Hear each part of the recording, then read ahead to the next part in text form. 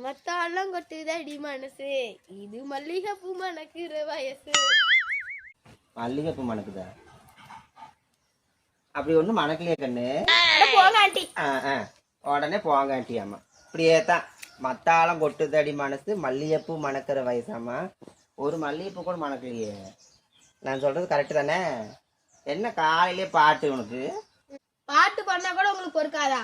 ஆமா எனக்கு பொறுக்குன்னு தான் வந்துட்டு அள்ளிட்டு போலாம்.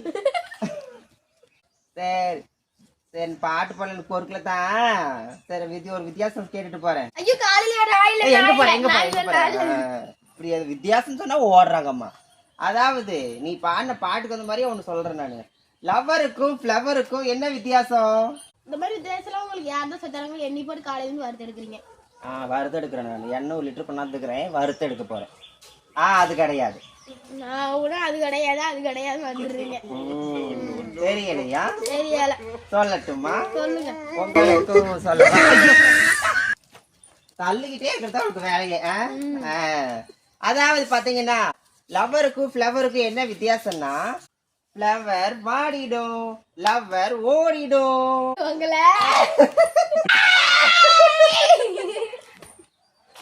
இரு வாழ்த்துக்கள் சொல்லிக்கிறது சரி. அதுக்கப்புறம் ஆட்டுவியாம என்னைய சாமி வந்துருச்சு.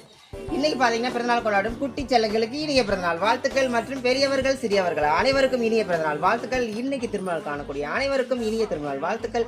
இந்த நாள் இனிமையான நாளாக மாற உங்கள் ஈரோடு சைலு மற்றும் சாமி வந்த பிங்கியுடன் நன்றி கூறி விடைபெறுகிறேன். இப்ப துரத்திரி பார்க்கலாம்.